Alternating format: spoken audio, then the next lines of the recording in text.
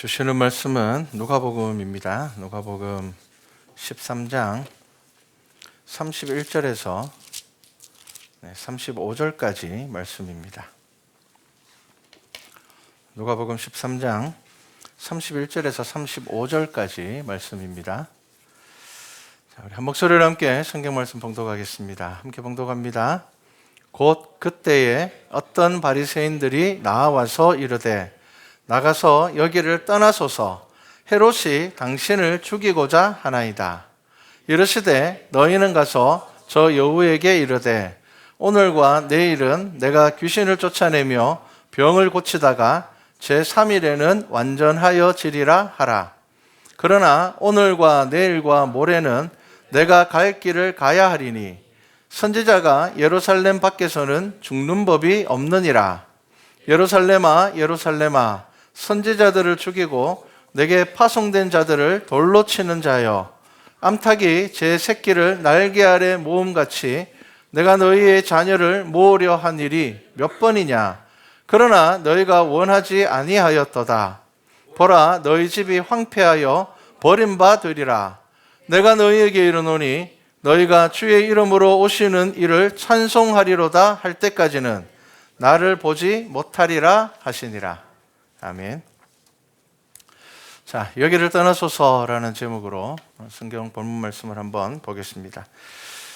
자, 지금 예수님께서 어디에서 말씀을 전하시는가 하면요, 베레아에서 말씀을 전하고 있습니다. 베레아가 어느 지역인지 자세히 알지 않아도 됩니다. 모르셔도 됩니다. 한 개만 알면 됩니다. 이 베레아는 헤롯의 영지입니다. 그 당시에는 이제 분봉왕들이 각각 지역들을 다스렸거든요. 근데 헤롯이 다스리는 요 지역이 베레아입니다. 그래서 헤롯에게 있어서는 그리스도는 분명히 위협이 되는 대상이 맞습니다. 그리고 또 바리새인에게도 그렇습니다. 우리가 성경을 보면요, 원래 바리새인과 헤롯 땅은 친하지 않았습니다. 왜냐하면 바리새인들은요, 헤롯 땅은 헤롯을 거부했거든요. 그러니까 이 헤롯 땅이라는 사람들은 헤롯을 지지하고 따르는, 오늘날 이야기하면 좀 정치적인 성향이 강한 이 집단이 헤롯 땅입니다. 그러니까 바리새인하고 헤롯 땅은 친할 수가 없겠죠. 그런데 어느 순간부터 이 바리새인과 헤롯 땅이 같이 움직입니다. 예수님이라는 공동의 적이 생기고 난 이후에는 바리새인과 이 헤롯 땅이 같이 움직입니다. 그래서 우리는 그들 사이에 어떤 은밀한 거래가 있을 것이다, 그것을 알 수가 있습니다. 그리고 또 역사적인 기록을 보면요, 세례 요한의 갇힘과 죽음에도 이 바리새인과 헤롯 땅이 결정적인 역할을 하였습니다. 그러한 증거들이 있습니다. 세례 요한의 감옥에 갇힌 이유는 우리가 잘 아는 것처럼 이 헤로디아의 적개심 때문입니다. 그런데 또 다른 이유는 그가 예수를 그리스도라 증거하였기 때문입니다. 그러니까 헤로디아의 어떤 적개심은 헤롯의 입장이 되겠죠. 그리고 예수를 그리스도라 증거하는 것은 바리새인들의 입장입니다. 자, 그러니까 나중에 우리가 이 헤롯을 보면요, 헤롯은 세례 요한을 죽이고 난 다음에 이제 예수님께서 본격적인 그 사역을 시작하시니까 헤롯은요, 예수님을 세례 요한이 살아서 돌아온 거 아닐까라고 그렇게 생각을 하면서 마음속에 두려움이 생깁니다. 그것을 성경이 기록하고 있습니다. 자, 이는 헤롯의 마음이 혼란스럽다는 거죠. 그리고 이런 헤롯의 마음 속에 있는 이 시기심과 두려움을 이용하는 것은 어려운 일이 아닙니다. 그러니까 헤롯을 추종하는 사람들도, 그리고 바리새인들도 헤롯이 가지고 있는 이러한 불안한 마음들, 두려움들을 부추기고 이용하였습니다. 헤롯은요, 자기가 불안하니까 누가복음 9장에 보면은 이 예수 그리스도를 붙잡아서 자신의 어떤 권세 아래, 자신의 영향 아래 두려고 마음 먹기도 했습니다. 자, 이런 상황에서 이제 오늘 본문을 보셔야 됩니다. 자, 바리새인들이 와서 예수님께 이렇게 말합니다. 나가서 여기를 떠나소서. 자, 그 이유는요, 헤롯이 당신을 죽이려고 합니다. 자, 이게 이유였습니다. 자, 그래서 이 바리새인들이 지금 예수님을 보고 예수님 떠나십시오, 헤롯이 당신을 죽이려고 합니다라는 말은요, 겉으로 보기에는 사실처럼 보이지만 실상은 거짓입니다. 왜냐하면 헤롯이 예수님을 죽이려고 했다면 바리새인들은 그거 가르쳐주지 않았을 겁니다. 왜냐하면 바리새인들도 예수님을 제거하기를 원했던 사람들이기 때문입니다. 그러니까 지금 이 바리새인들은 예수님을 돕는 자들이 아님에도 불구하고 실제적으로 그런 위협은 분명히 있었습니다. 그리고 그런 징조도 있었습니다. 하지만 지금 바리새인들이 나와서 예수님 보고 떠나십시오. 여기서 떠나십시오. 나가서 떠나십시오. 라고 이야기하는 것은요, 자신들의 영향력에서 예수님을 떠나보내고 싶은 겁니다. 왜냐하면 이 예수님의 치유의 사역은 베레아에서 굉장히 큰 환호를 받았고요. 그리고 예수님께서 가르치시는 이 말씀은 그 특별한 이 권세로 인하여서 많은 영향력을 미치고 있었기 때문에 그 당시에 많은 사람들에게 영향력을 주면서 종교적인 권위를 가지고 있던 이 바리새인들은요, 점점 더 위기감을 느꼈습니다. 자, 그러니까 지금 바리새인들은요, 자기의 자리를 잃을까 봐, 자신들의 위치를 잃을까 봐 그들은 지금 계속 점점 더 조급해지고 있습니다. 그런데 우리가 눈여겨봐야 될 것은 뭐냐면요, 바리새인은요, 아주 메시아가 오시기를 기다리던 사람들이었습니다. 바리새인들은 뭐라고 이야기를 했습니까? 만약에 그리스도께서 오시면 우리 바리새인 중에 올 거다. 그렇게 이야기했던 사람들이 바리새인들입니다. 그리고 또 하나, 우리가 하나님의 말씀을 철저하게 잘 지키면 메시아가 올 거다. 한마디로 이야기를 하면 메시아가 오신다면 우리 때문이다. 우리가 가장 큰 역할을 할 거다 라고 했던 사람들이 바리새인입니다. 그런데 이러한 바리새인들이 정작 예수께서 오셨을 때 그 예수가 그리스도임을 알지 못했습니다. 보지 못했습니다. 그들의 눈을 가리는 것이 무엇이었을까요? 그들이 이미 가지고 있는 권력과 자신들이 가지고 있는 사회적인 위치와 그 유대교 안에서 자신들의 영향력, 그러한 것들을 놓치고 싶지 않은, 그러한 것들을 잃고 싶지 않은 그런 바리새인들의 욕심이 결국은 예수 그리스도를 바라보지 못하였고요. 결국은 예수 그리스도를 십자가에 못 박게 됩니다. 여러분, 이 말씀에서 저와 여러분은 우리의 믿음을 한번 보셔야 됩니다. 여러분, 우리 바리새인과 같은 믿음 없습니까? 입으로는 이렇게 이야기합니다. 하나님 더 알기를 원합니다. 예수님 더 잘 믿기를 원합니다. 우리가 하나님께서 무엇을 원하시는지 그 하나님의 뜻을 알기를 원합니다.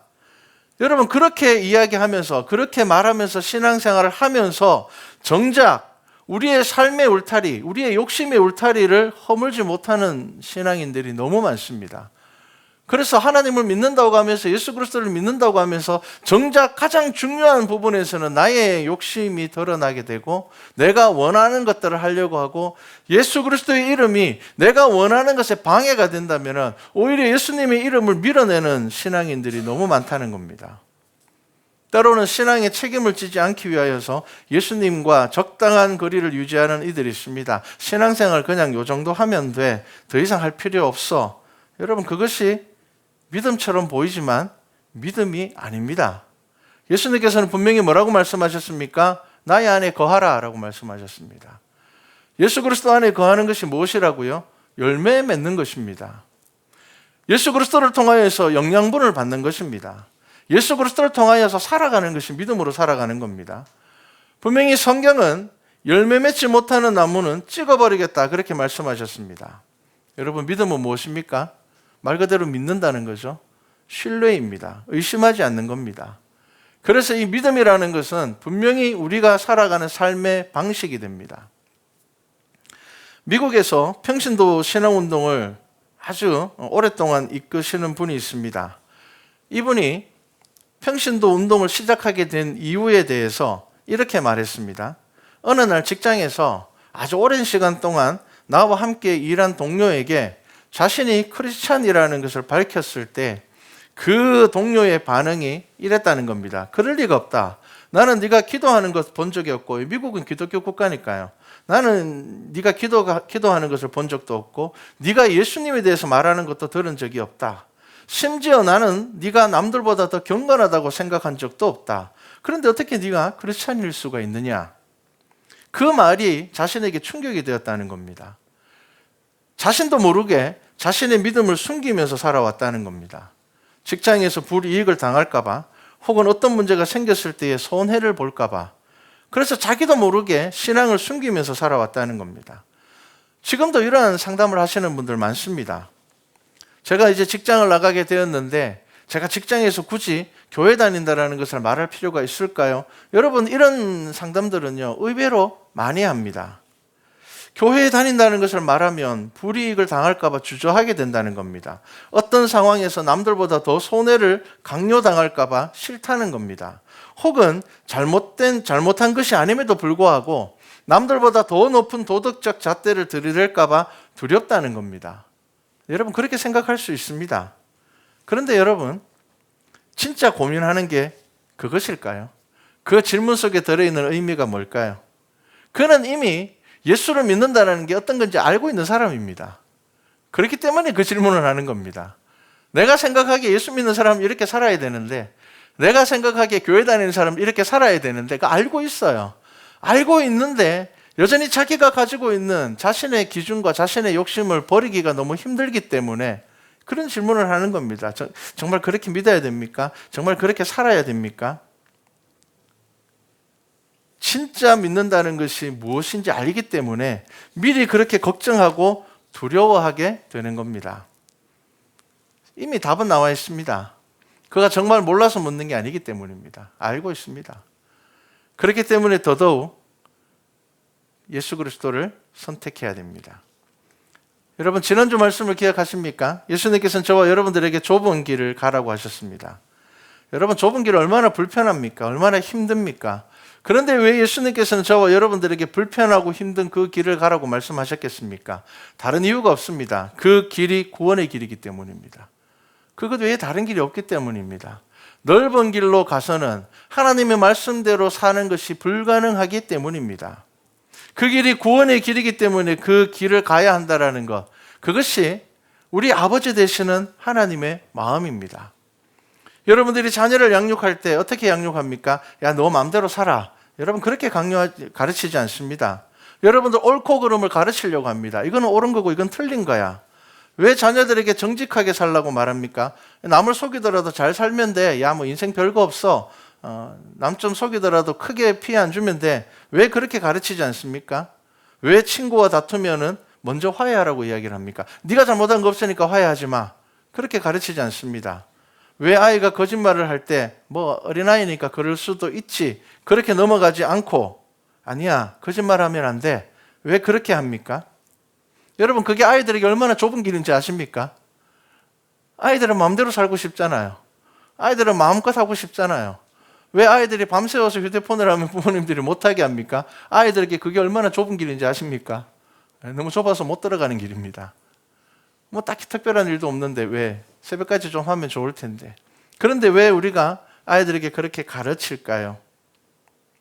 왜 우리가 아이들에게 힘들고 어려운 일이 있어도 포기하지 말고 좀 이겨내봐, 그렇게 이야기를 합니까? 그냥 힘들면 포기해 라고 말하지 않습니다. 왜냐하면 그것이 옳다는 것을 우리가 알고 있기 때문입니다. 여러분, 좁은 길은 하나님께서 우리를 고생시키기 위해서 좁은 길로 가라고 말씀하시는 것이 아닙니다. 그 길만이 생명의 길이기 때문입니다.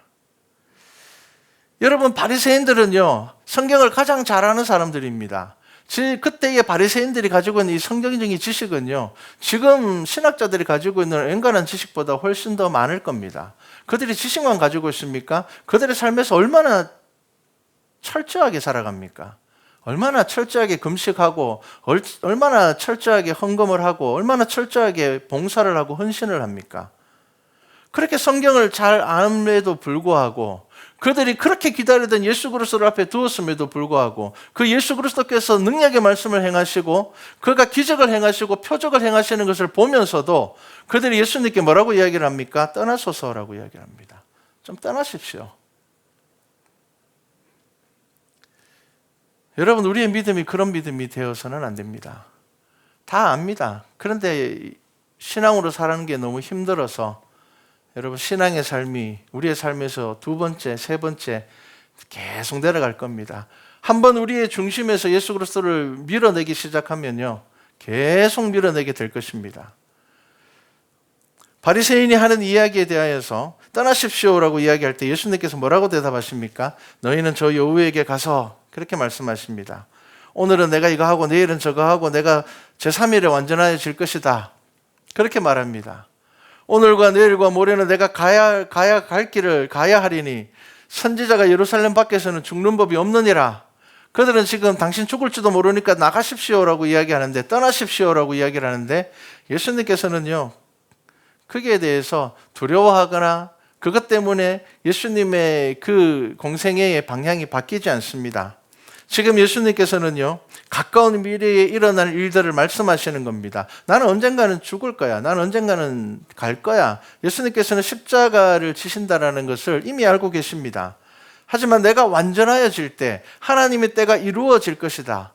그때가 되면은 나는 죽을 거야. 나는 십자가를 질 거야. 내가 이 땅에 온 하나님께서 나를 보내신 그 모든 일들을 내가 이루게 될 거야.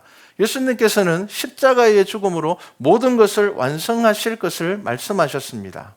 하지만 헤롯의 손이 아닌 예루살렘에서 모든 것이 완전하여질 것이다 말씀하셨습니다. 자, 예수님께서 말씀을 가르치시고 선포하신 곳에서 죽임을 당하실 것입니다. 그의 떡을 받아먹던 자들의 손에 의하여서 예수님께서는 십자가에 달리실 것입니다. 그리스도를 간절하게 기다리던 그들의 손에 의하여서 예수님은 십자가에 달리게 될 것입니다. 자, 예수님께서는 분명하게 그들에게 말씀하셨습니다. 성경에서 내일은 장래를 의미하고요. 장래, 앞으로 다가올 일들을 이야기하고요. 제3일이라는 것은 완성된 날을 의미를 합니다. 자, 예수님께서는요, 공생애를 시작하시고 단 한 번도 자신의 길을 잃어버리신 적이 없습니다. 주위의 분위기에 휩쓸리신 적도 없습니다. 자신의 때를 정확하게 아셨기 때문에 무엇을 해야 될지, 어디로 가야 할지를 아셨습니다. 그리고 보내심을 받은 사역이 십자가로 완성된다는 것도 너무나 분명하게 아셨습니다. 십자가 외에는 우리는 구원받을 수 없습니다. 십자가 외에는 완전해지지 않습니다. 그렇기 때문에 눈앞의 위협이나 악인들의 음모에도 자신의 뜻을 분명하게 말씀하실 수 있었습니다. 예루살렘에 대한 사랑과 안타까움은요, 예수님으로 하여금 사랑과 분노의 경고를 말하게 하셨습니다. 예루살렘에서 죽음이 다가옴에 따라 예수님의 눈물은 더 커질 수밖에 없었습니다. 여러분, 예루살렘이라는 도시가 어떤 도시인지 한번 생각을 해 보십시오. 예루살렘은요, 바리새인들에게 자랑이 되는 도시였습니다. 자신들의 예배가 얼마나 거룩하게 드려지는지를 보여줄 수 있는 장소였습니다. 예루살렘은요, 절기가 되면은 수많은 바리새인들이 모여서 자신의 거룩함을 드러내는 장소였습니다. 여러분, 이 예루살렘을 한번 상상해 보십시오. 절기가 되면요, 예루살렘은요, 경건으로 넘쳐났습니다. 바리새인들은 이 예루살렘 성전 곳곳에서 이사야의 말씀을 선포하면서 메시아가 올 것이다 그렇게 선포하는 사람들이었습니다. 성경의 진지한 토론과 깨달음이 넘치는 도시가 바로 예루살렘이었습니다. 그런데 여러분, 그런 예루살렘을 향하여서 예수님은 탄식하셨습니다. 왜 탄식하셨을까요? 그들이 숨기려는 진실이 그 속에 있습니다. 그들이 숨기고자 하는 진실이 뭐였습니까? 오늘 예수님께서 말씀하셨습니다. 첫 번째가 선지자와 파송된 자들을 돌로 쳤던 도시입니다. 지금 사람들이 막 거룩한 것처럼 이야기하고 거기서 막 예배드리고 막 손들고 찬양하고 경배하고 메시아가 오실 것을 선포하고 막 그 난리를 떨지만 그 도시는 어떤 도시였다고요? 이때까지 선지자와 파송된 자들을 돌로 친 도시였습니다. 그리고 두 번째는요, 하나님께서 그들을 모으시고자 할 때 거부한 도시였습니다. 그리고 세 번째는요, 이제 곧 황폐하여 무너질 도시였습니다. 겉으로 보기에는 거룩하지만, 겉으로 보기엔 경건이 넘치지만 예수님께서는 그 예루살렘을 보시고 탄식하셨다는 겁니다. 여러분, 우리가 드려지는 이 예배를 보시고 하나님께서 어떻게 하실까요? 기뻐하실까요? 여러분들의 한 주간의 삶들을 하나님께서 들여다보시고 기뻐하실까요? 탄식하실까요? 여러분, 우리가 드려지는 이 예배가 경건하기 때문에 이 예배가 완성되는 걸까요? 아닙니다. 예루살렘이라는 도시가 그렇게 경건이 넘쳐났지만 예수님께서는 그 도시를 보시고 한탄하셨고 뭐라고 말씀하셨다고요? 이제 황폐하여 무너질 것이라 말씀하셨습니다. 예수 그리스도를 못 박을 것이고요, 그리스도의 복음을 거부할 것입니다. 예수님께서 십자가에 달려 죽으시고 40년쯤 지나서 그 도시는 완전하게 멸망했습니다. 유대인들은 나라를 잃고 2000년 가까이 떠돌았습니다. 지금 이스라엘의 나라가 다시 생겼지만 온전한 이스라엘의 도시로 회복되지 않았습니다. 지금 지난주에 이스라엘이 팔레스타인 자치구 하마스와 전쟁을 선포했습니다. 점점 전쟁이 지금 확장되고 있습니다. 여러분, 우리가 이러한 일들을 바라보면서 성경의 말씀이 그대로 이루어지고 있다는 것을 여러분들 보셔야 됩니다. 이 모든 일들은 성경 안에 이미 말씀하여 주신 것입니다. 여전히 유대인들은 예수를 그리스도로 주로 고백하지 못하고 통곡의 벽에서 메시아가 오기를 기다리고 있습니다. 잃어버린 성전을 찾기 위해서 온전한 약속의 땅을 차지하기 위한 그들의 종교적인 열심이 무엇으로 드러납니까? 끝없는 분쟁과 전쟁으로 드러납니다. 그들은 지금도 철저하게 율법을 지키고 있습니다. 그런데 그들이 철저하게 지키는 그 율법의 모습이 전쟁으로 드러나고 있습니다. 그들은 예수 그리스도를 가장 위대한 선지자로만 생각합니다. 그들은 오늘 말씀처럼 예수님께서 재림하실 때까지 그들의 눈은 가리워지게 될 것입니다. 분명히 예수님은 그들에게 뭐라고 말씀하셨습니까? 너희가 주의 이름으로 오시는 이를 찬송하리로다 할 때까지 나를 보지 못하리라 말씀하셨습니다. 하지만 택한 백성을 단 한 사람도 버리지 않으시는 예수 그리스도의 구원 계획은 한치의 오차도 없이 이루어질 것입니다. 여러분 기억하십시오. 우리에게 그렇게 시간이 많지 않은 것 같습니다. 종교를 떠나서도 많은 과학자들이 이제 인류의 종말을 이야기를 합니다. 불과 10년, 20년 전만 해도 종말 이야기하면은 야, 광신도다 그렇게 이야기했습니다. 그런데 지금은요, 과학자들이 그런 이야기를 합니다. 이제 인류가 얼마 남지 않았다. 우리 인류가 살아갈 수 있는 상황이 형편이 지금 사라지고 있다. 환경이 무너지고 있다. 여러분, 지금 우리가 누리는, 우리 대한민국이 누리고 있는 이 평안과 부유함은 안전합니까? 여러분, 아슬아슬한 벼랑이의 평안입니다. 우리 이스라엘과 별 다르지 않은 상황입니다. 서울에서 휴전선까지 얼마 되지 않습니다. 여러분, 우리가 지금 이렇게 편안하기 때문에 계속 편안할 것이라, 더 계속 발전할 것이라, 그렇지 않습니다. 여러분, 성경을 보셔야 됩니다. 마태복음 24장 6절 말씀을 보면요, 난리와 난리 소문을 듣겠으나 너희는 삼가 두려워하지 말라. 이런 일이 있어야 돼. 아직 끝은 아니니라. 여러분, 난리와 난리 소문 나면은 자연스럽게 두렵습니다. 지금 막 여기저기서 이제 전쟁이 시작되니까 사람들이 두려워합니다. 별거 아니니까 두려워하지 말라는 말이 아닙니다. 이게 시작이기 때문에 두려워하지 말라는 겁니다. 여러분, 고난을 지나지 않고 천국 잔치에 참여할 수가 없습니다. 좁은 길을 걷지 않고는 하나님의 나라에 닿을 수가 없습니다. 오늘 예수님께서 하시는 말씀을 여러분 잘 기억하십시오. 우리는 어떤 교회가 되어야 됩니까? 우리의 믿음은 어떤 믿음이 되어야 됩니까? 선지자를 죽이는 자가 아니라 선지자의 말에 귀를 기울여야 됩니다. 우리에게는 선지자의 말씀과는 비교할 수 없는 예수 그리스도의 가르침이 성경으로 기록되어서 지금 여러분들 다 한 권씩 가지고 있습니다. 여러분, 이 말씀이 얼마나 귀한 말씀인지 아셔야 됩니다.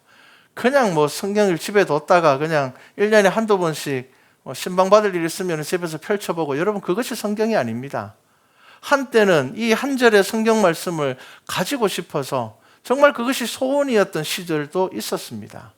그런데 우리에게 이렇게 하나님의 말씀이 주어졌지만 우리는 이 말씀에 귀를 기울이지 않습니다. 하나님께서 저와 여러분을 모으시려고 할 때 여러분 모여야 됩니다. 예수님께서 뭐라고 말씀하십니까? 내가 암탉의 제 새끼를 날개 아래 모음같이 내가 너희의 자녀를 모으려고 하는데 내가 도대체 몇 번이냐라고 말씀하고 있습니다. 내가 모으려고 했지만 너희가 모이지 않았다는 겁니다. 너희가 흩어졌다는 겁니다. 그 말씀에 귀를 기울이지 않았다고 말씀하시는 겁니다. 여러분, 우리가 지켜 행해야 할 것과 우리에게 맡겨진 사명을 기억해야 됩니다. 여러분, 성령 하나님은 우리와 함께 하시는 영이십니다. 우리의 생사화복을 주관하시고 환난의 때에 우리가 무엇을 해야 할지 알게 하시는 분이고 하나님의 나라를 우리에게 보여주시는 분입니다. 여러분, 우리는 우리의 마음의 중심으로 예수 그리스도를 모셔야 됩니다. 이 자리에 예배드리는 모든 분들은 예수 그리스도를 다 믿는 분들입니다. 한 가지 더 점검하셔야 됩니다. 우리의 가장 중심에 예수 그리스도를 모시고 살아가고 있냐는 겁니다. 내 마음속에 예수 그리스도가 있지만 저 끝에 가끔씩 기억되는, 가끔씩 끄집어내는 믿음이 여러분들의 신앙이 아닙니까? 여러분, 그것은 하나님께서 기뻐하시지 않으시는 믿음입니다. 우리는 우리의 마음의 중심으로 예수 그리스도를 모셔야 되고요. 우리는 예수님을 향하여서 떠나십시오. 제가 지금 하고 싶은 게 좀 있습니다. 제 삶에 좀 더 중요한 게 있습니다. 제 인생 제가 좀 제 뜻대로 한번 살아보고 싶으니까 잠시 좀 떠나 주십시오. 여러분, 이것은 믿음이 아닙니다. 분명히 예수님께서는 그것에 대해서 말씀하시는 겁니다. 떠나 주십시오라고 이야기하는 그들에게 예수님께서 뭐라고 말씀하십니까? 오늘은 내가 이렇게 해야 되겠고 내일은 내가 저렇게 해야 되겠고 내가 제3일에는 완전하여 지리라. 여러분, 성경에 가장 마지막에 어떤 말씀이 기록되어 있는지 기억하십니까? 잘 아는 말씀이 기록되어 있습니다. 계시록 22장 20절 말씀을 보면요, 20절과 21절 말씀을 보면요, 이것들을 정언하신 이가 이르시되 내가 진실로 속히 오리라 하시거늘 아멘. 주 예수여 오시옵소서. 주 예수의 은혜가 모든 자들에게 있을지어다. 아멘. 자, 이것이 성경의 마지막입니다. 여러분, 이 성경의 마지막에 지금 뭐라고 이야기하고 있습니까? 아멘. 어서 오시옵소서라고 합니다. 떠나주십시오가 아닙니다. 빨리 와주십시오. 여러분, 우리의 믿음이 떠나소서가 아닌 마라나타의 믿음이 되셔야 됩니다.